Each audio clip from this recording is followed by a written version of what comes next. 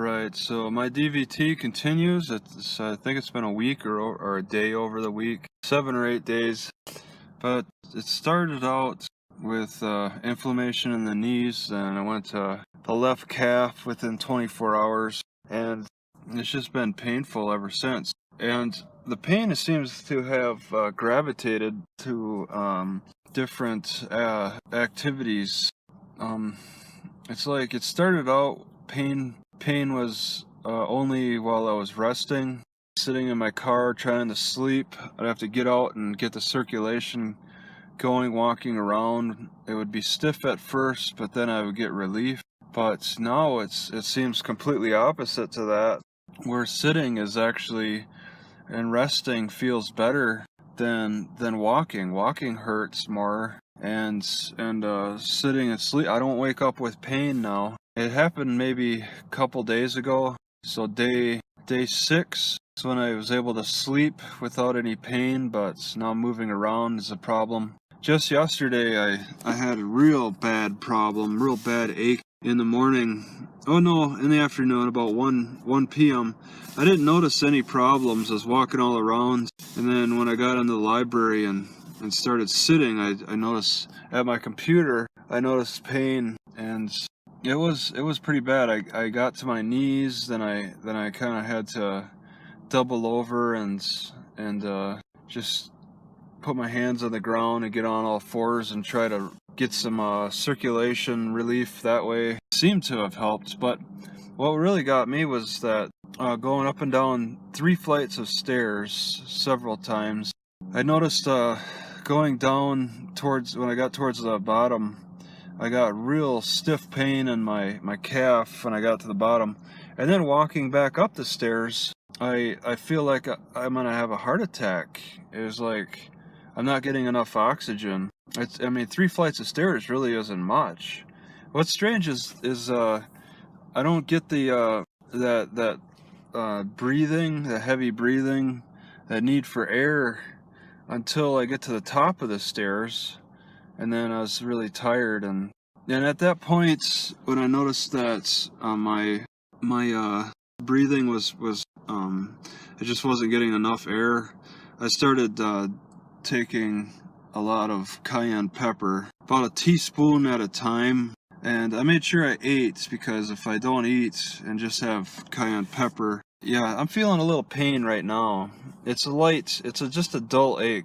The cayenne pepper seems to have brought relief to my heart, but it didn't reduced the faint feeling, but the skipping of the heartbeat still remains. So my solution is tomatoes. I got tomatoes and oil. I'm gonna give these tomatoes another look. These tomatoes and oil. This time I'm gonna make sure I let more oil drip off the tomatoes. So I'm working on heart protectants with the cayenne. The cayenne I keep in my bag at all times for emergencies. I'm gonna take the baby aspirin for relief. I don't really notice relief, but just for the potential for relief. But yeah, this is a dull ache yeah, I'm feeling it just sitting here. I did some couple nights ago, I woke up at about like 2 a.m. and I did some calf exercises, and my calves, the muscles actually are sore now, alright, after doing those exercises, but that doesn't take away the dull ache that I still have in my left portion of my outer calf. That still remains. It's just now I have sore muscles and a dull ache. This is a real problem. Once again, I blame the Pocatello tap water. That it was really bad. I should not have drinking all of that. I suspect maybe it's an infection but how would an infection get so big that it could cause DVT? That's the thing. So regardless of that, regardless of the avenue of how it happened, I'm dealing with what's currently the problem, because I want to think about what could happen that I could prevent it in the future. Not drink bad water. For one, if the water tastes bad, don't drink it. But regardless, the problem is still remaining, and it does affect my heart. I had so much cayenne too that I gotta poop more. In fact, my intestines are rumbling again because of that cayenne. It seems like constipation is associated with heart trouble.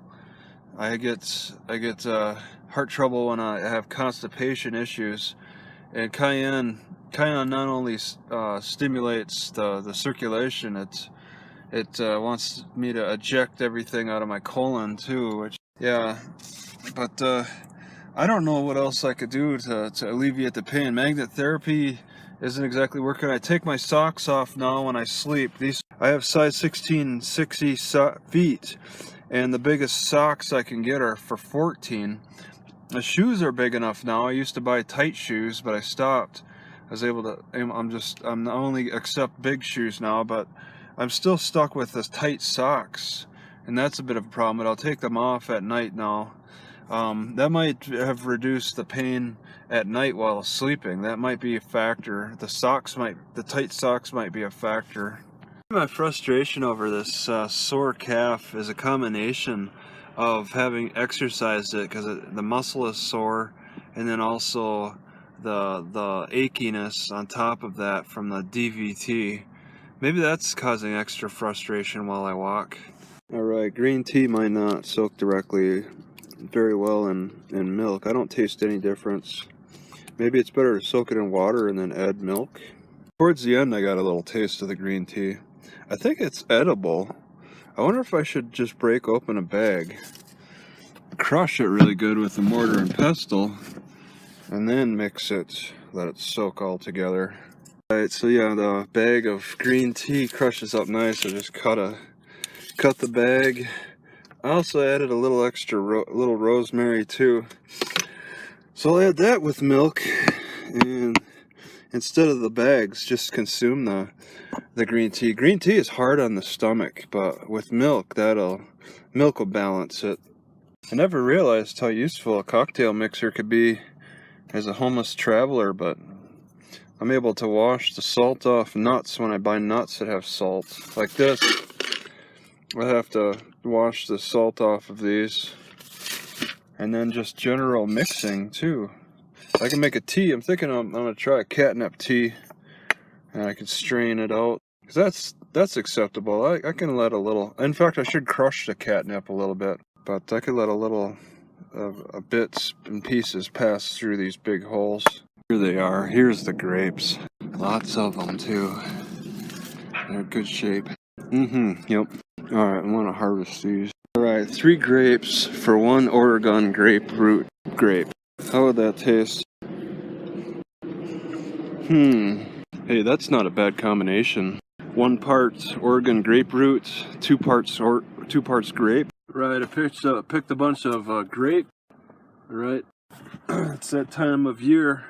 Now, I also picked some Oregon grapes, and they're not very good by themselves. Okay, well that one was pretty good. They'll get bad pretty quick though. That one's starting to get bad. I still have the taste of regular grape in my mouth. So, Oregon grapes taste pretty good in combination with regular grapes. I think at about a 3-to-1 ratio or so. Because now not only are you getting the grape taste, yeah, you get that slight sour taste from the Oregon grape. That's a good combination, because too many grapes aren't very desirable. I don't have a lot of Oregon grapes, and they're kind of like little prizes in here. I've mixed the few that I have mixed. I've been debating on saving the seed from the grape. That's supposed to be healthy for you. I can grind them down into a fine powder. I just don't know where to store them. Yeah, maybe in this dirty thing. Maybe I'll clean this thing up, because the seed is bigger than all the holes. So yeah, I could just pop the seeds into here and let them sit out in the sun in my car. Yeah, I should clean this thing up. I'll stop eating these. But yeah, Oregon, whoa. Oregon grape and regular grape are a good combination. Recommended. I just need to find more Oregon grapes. I picked a few extra Oregon grapes to mix in with my regular grape. Alright, I sewed this elastic strap on.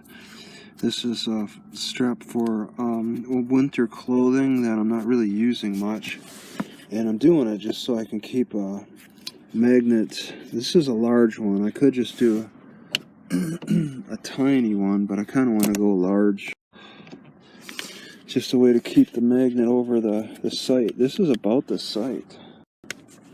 Right there. With all the soreness. These new Walmart socks are 13 to 15. And they're still just a bit too tight to put on.